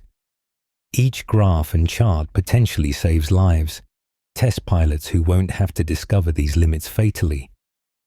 Dawn brings resolution of sorts. Higher command has apparently decided sharing is better than shooting. The aircraft will be divided. Soviets get the Delta, Americans the forward-swept wing, British the rocket plane. It's messy compromise, ensuring no one nation gains decisive advantage. You watch Soviet troops carefully dismantle their prize, wondering what monsters will emerge from their design bureaus in coming decades. Kozlov finds you as his convoy prepares to leave. "A word of advice," he says quietly. "The war ending doesn't mean peace beginning. Your country, mine, the Americans, will fight with different weapons now. These aircraft, just the beginning. He's right, of course. The jets you're stealing today will spawn the Cold War's technological arms race. But that's tomorrow's problem. The rocket plane proves more challenging to move than anyone anticipated. Its hybrid propulsion system, jet engines supplemented by a Walter HWK-509 rocket motor, requires special handling procedures that nobody fully understands. The fuel is particularly terrifying. T-STOF and C-STOF, hypergolic propellants that ignite on contact. One fuel truck accident and half of Innsbruck disappears in chemical flames. You spend 2 days with British engineers preparing the aircraft for transport. Every component must be drained, purged, and sealed. The rocket motor alone requires 12 hours of careful decontamination. You find yourself genuinely respecting the German engineers who flew this death trap. The cockpit is cramped, visibility poor, and everything smells of hydrogen peroxide and hydrazine. It's less aircraft than manned missile. Freeman coordinates logistics while you focus on technical documentation. The Germans, typically, kept meticulous records. Flight logs reveal a test pilot named Heini Dittmar pushed this aircraft past 1,200 kilometers per hour in level flight, faster than sound, though they didn't realize it at the time. The physiological effects described are fascinating. Severe buffeting, control reversal, compression heating that cracked the canopy. On the third morning, you're finally ready to ferry the rocket plane to a British-controlled airfield. The plan is simple. Tow it behind a Dakota to Munich, then fly it under jet power alone to Frankfurt. The rocket motor will remain unfueled. Nobody's insane enough to attempt that without months of training. Even defueled, you're essentially flying a bomb with wings. The tow proves harrowing. Alpine weather closes in, forcing the Dakota to thread between peaks while you fight to keep the rocket plane stable at the end of a cable. Without engine power, you're flying a very expensive glider with the aerodynamics of a dart. Every turbulence pocket threatens to snap the tow cable or send you spinning into granite. You reach Munich as weather breaks, revealing a city that looks like archaeology in progress. The airfield is operational, but barely. Craters hastily filled. Control tower a wooden shack. You release from tow and circle, while ground crews prepare for your arrival. The dead stick landing requires every skill Scotland taught you. The rocket plane touches down fast, using most of the patched runway before stopping. While refueling with conventional jet fuel, the Germans thoughtfully made the jet engines capable of independent operation. You receive disturbing news. Soviet forces have blockaded roads leading west. Not officially, but checkpoints are multiplying and documentation requirements growing Byzantine. The Cold War hasn't been declared, but its first skirmishes are being fought over German technology. The flight to Frankfurt becomes a race against political weather. You launch at dawn, climbing quickly to altitude where the rocket plane feels most comfortable. Without rocket boost, performance is merely excellent rather than revolutionary. You push west at 800 kilometers per hour, watching fuel gauges drop toward empty. The engines, miraculously, behave themselves. German engineering surviving even indifferent maintenance.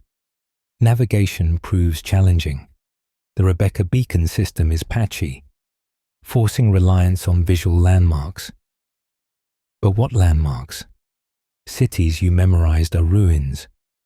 Rivers have changed course around bombing. You're flying by dead reckoning over a murdered country, hoping Frankfurt appears before fuel exhaustion forces an emergency landing in uncertain territory. Then you see them, contrails high above, moving to intercept. Your blood chills before recognizing the distinctive shape of meteors. Britain's first operational jets. They form up on your wings, pilots visible in their cockpits, obviously amazed to see a German experimental aircraft flying British roundels. One pilot holds up a map, pointing west. They're offering to guide you home. The escort proves vital. Frankfurt's approach is chaos.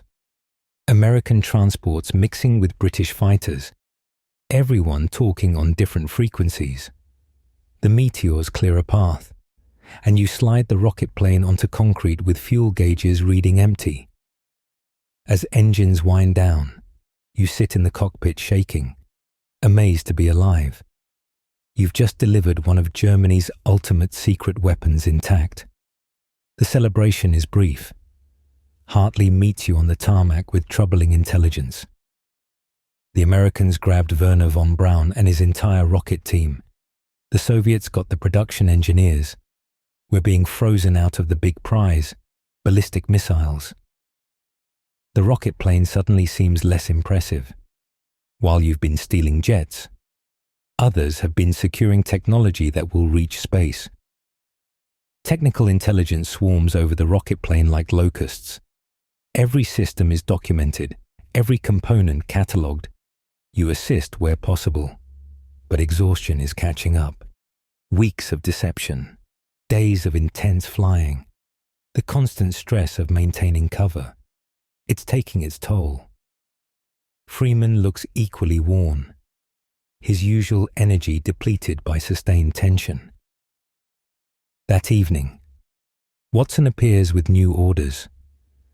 Outstanding work, both of you.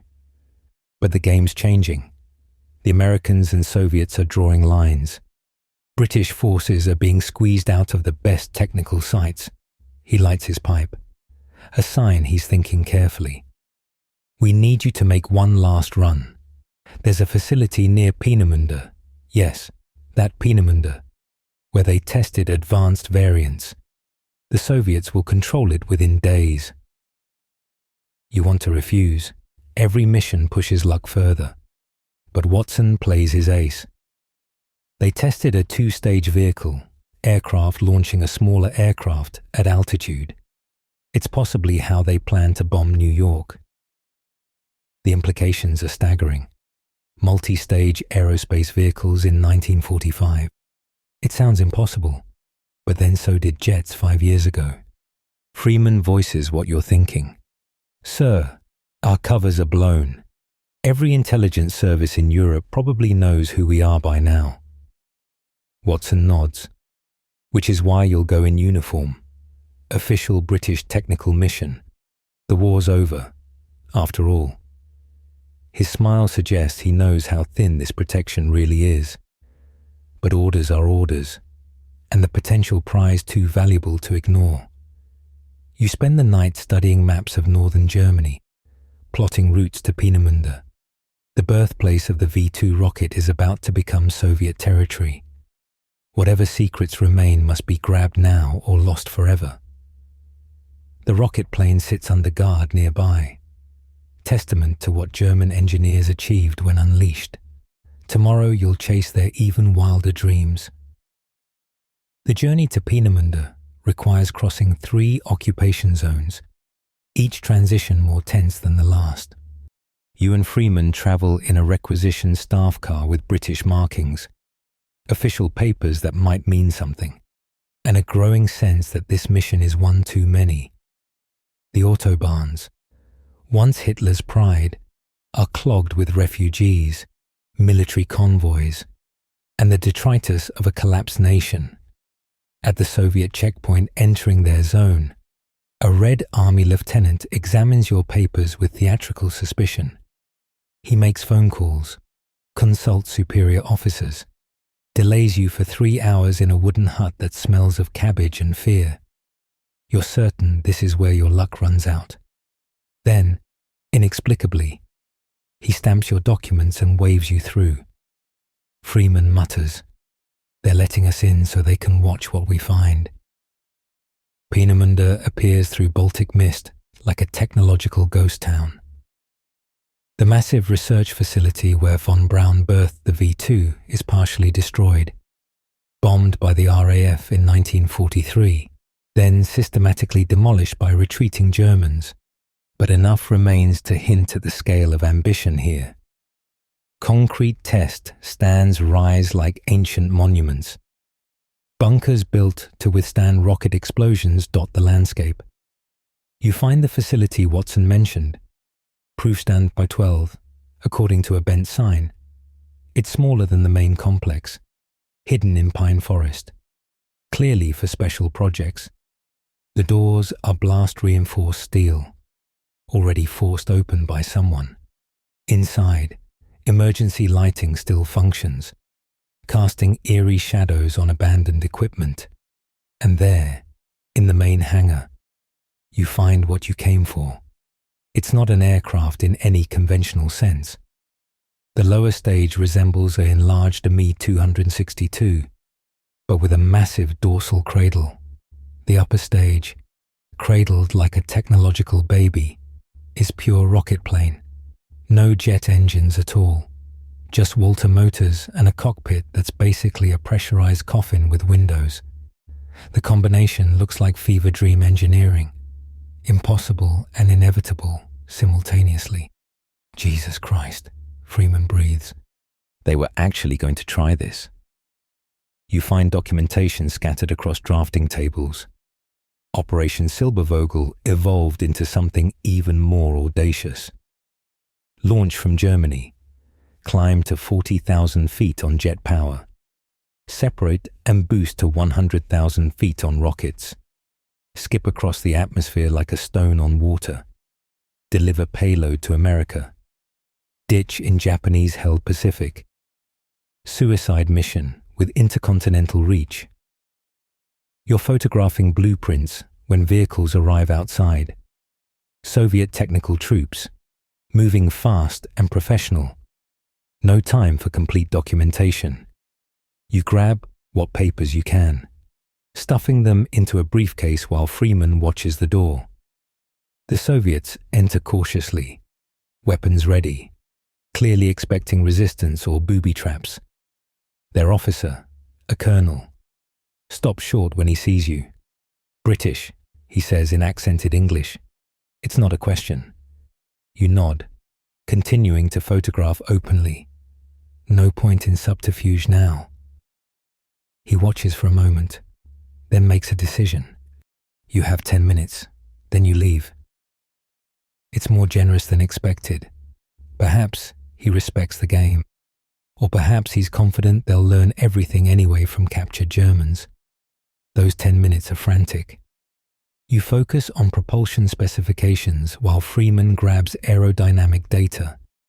The upper stage uses an advanced pressure suit, anticipating problems that won't be solved for decades. The navigation system assumes radio beacons that were never built.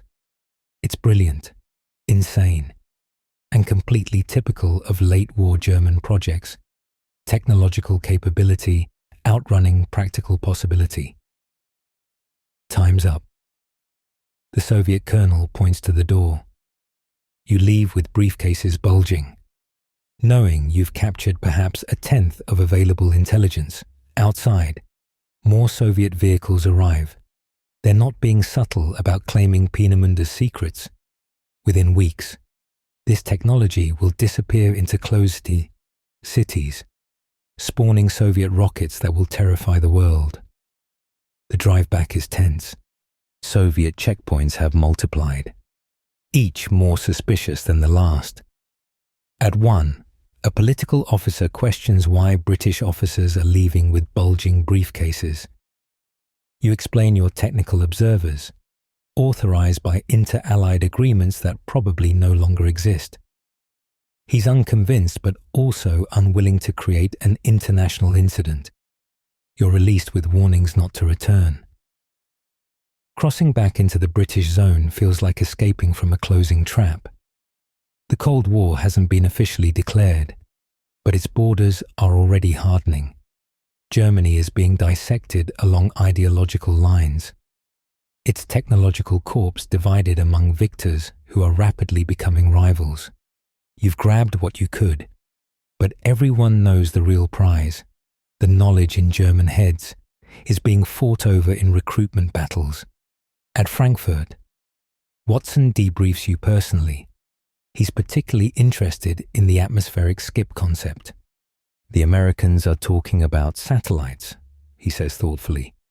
Artificial moons for communication. This German work suggests they were thinking bigger. Intercontinental bombardment from space.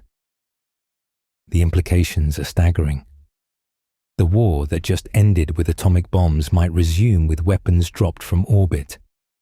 You're exhausted beyond measure, running on adrenaline fumes and caffeine. But Watson has one more revelation. We've been monitoring German radio frequencies. There's chatter about a facility in Austria where they hid the production tooling for advanced jets, the cutting tools, jigs, industrial equipment needed to actually build these aircraft. He pauses. It's in the Soviet zone as of yesterday. Freeman looks ready to mutiny. With respect, sir, we're burned. Every intelligence service in Europe knows our faces. Send someone else. Watson's expression softens slightly. A rare display of humanity. You're right, of course. Your war is over. Time to go home. The relief is overwhelming. You've pushed luck beyond reasonable limits and somehow survived. But that night, lying in quarters at Frankfurt, you can't stop thinking about the Austrian facility. The aircraft you've stolen are magnificent, but ultimately limited. A few dozen examples of German genius. The production tooling represents capability to build hundreds, thousands. In the emerging Cold War, that's the difference between prototype and Air Force. You find Freeman on the flight line, staring at the rocket plane under armed guard. One more, you ask. He laughs, but it's not entirely dismissive. We'd be mad to try. Soviets shoot spies now. No Geneva Convention protection. You nod, knowing he's right. But the gravitational pull of unfinished business is strong. Those machine tools could give Britain jet production capability years ahead of schedule. Watson finds you at dawn, watching B-17s loaded with technical equipment lumber into grey skies. The great technological harvest is winding down. Victorious nations rushing their prizes home before political weather closes in completely.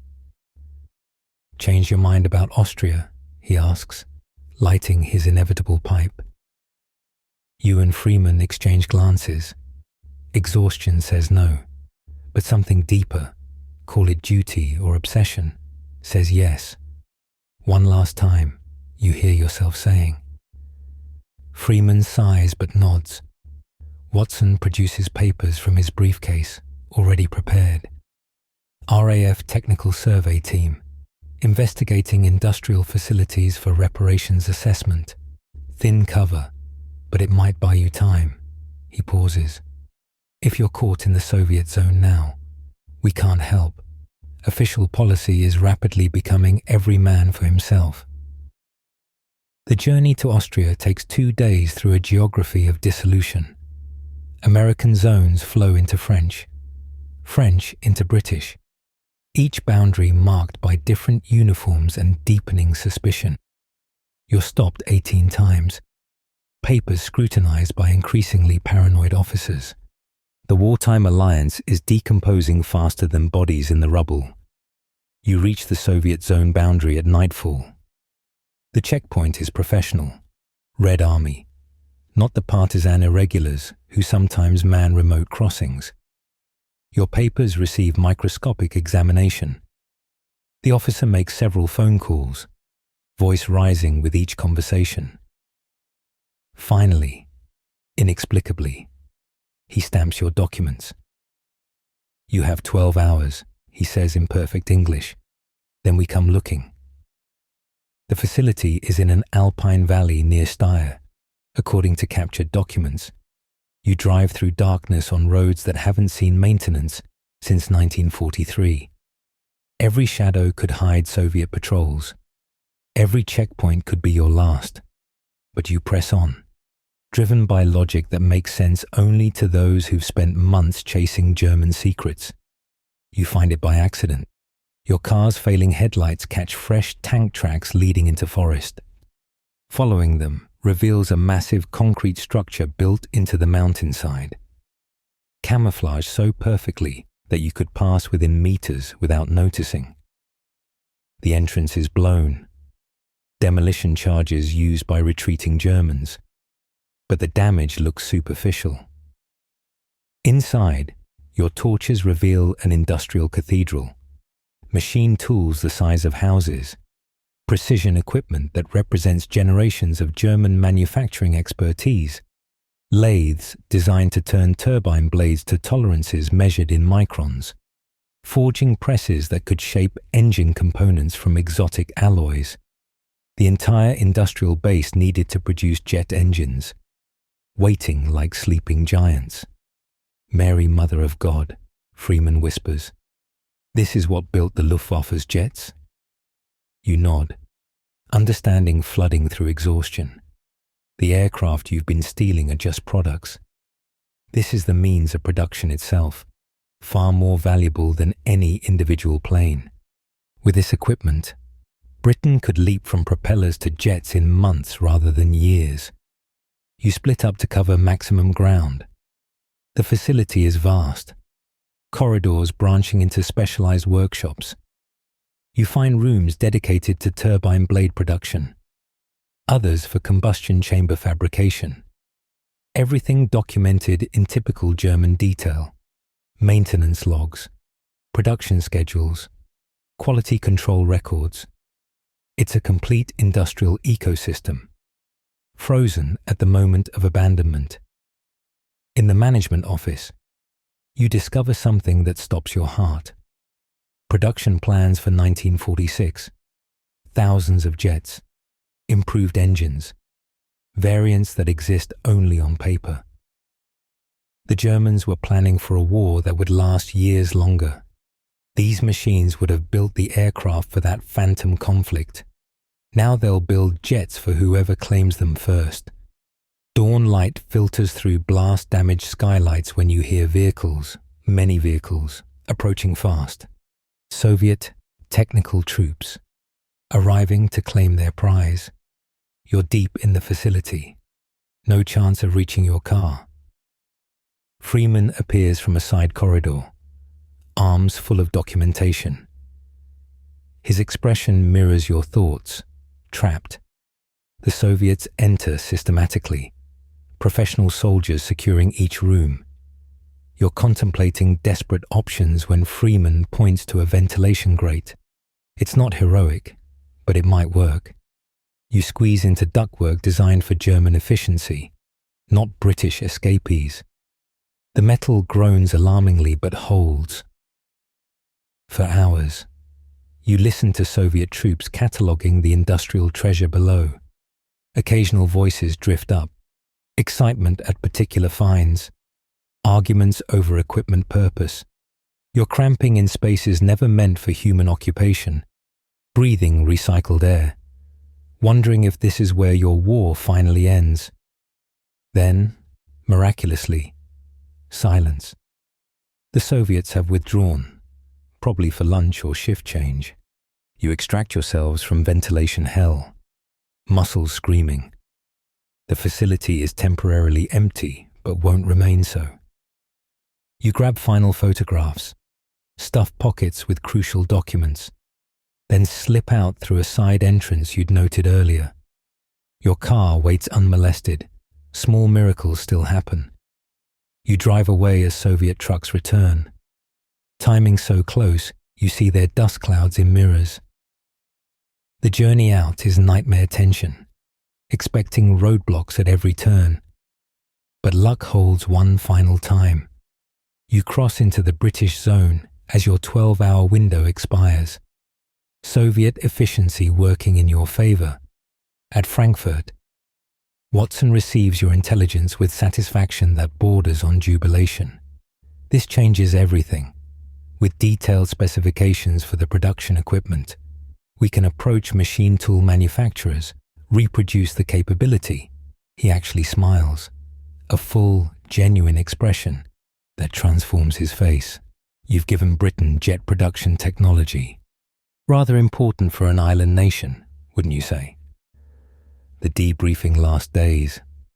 Every photograph is analysed, every document translated. The stolen intelligence flows into Britain's nascent jet programme, accelerating development by years. The Gloucester Meteor improves dramatically. De Havilland leaps forward with radical designs. English Electric begins work on aircraft that will eventually patrol NATO skies. But you're done. The war, your strange, secret war of technological theft, is over. You and Freeman are quietly demobilized, service records sanitized, return to lives that will never quite fit again. Officially, Operation Lusty was a minor technical intelligence gathering effort. Unofficially, it helped prevent Soviet aerospace dominance in the coming Cold War. Years later, watching Hawker hunters patrol British skies, you sometimes remember the terrifying flights in stolen jets, Freeman's lockpicking skills saving missions, Watson's imperturbable management of chaos, or the German engineers who built marvels from slave labour and desperation. It all seems impossibly distant, yet the contrails above prove it happened. You never talk about it. Official secrets act aside. Who would believe you? That in spring 1945, while the world watched Berlin fall, a handful of intelligence officers stole the future from hidden airfields. That British jets traced their lineage to desperate flights in German aircraft with forged papers and pure nerve. But late at night, when sleep won't come, you remember the sound of Jumo engines spooling up, the view from 40,000 feet in an aircraft that shouldn't exist, the weight of history in blueprint form, stuffed into briefcases while enemies approached. You were there when aviation's future was up for grabs, and you grabbed Britain's share with both hands. The jets thunder overhead, born from German genius, British theft, and the strange twilight weeks when empires died and technologies were reborn. Your war ended not with bullets, but with blueprints. Not conquest, but acquisition. In the grand history of World War II, it's barely a footnote, but every British jet that flies carries DNA you helped steal. One terrifying flight at a time. As you drift into sleep, the memories soften and blur like watercolors in rain. The hard edges of fear and exhaustion fade into something almost beautiful. Those moments suspended between earth and sky and machines that touch the future. The thunder of engines becomes a lullaby, carrying you back to cleaner times before you knew what wonders could cost in human suffering. You see the Alps painted in dawn light, peaceful and eternal, unmarked by the ambitions of nations. The stolen jets dissolve into morning mist, leaving only the feeling of flight itself, weightless, boundless, free. Tomorrow will bring its own concerns, but tonight you float on currents of memory and dream, wrapped in the strange comfort of secrets that shape the world. History's grand narratives will remember the bombs and battles, the leaders and treaties. But you were there for a smaller, stranger story, when a few desperate men stole tomorrow from yesterday's ruins. It's enough, more than enough. Close your eyes and let the engines sing you home.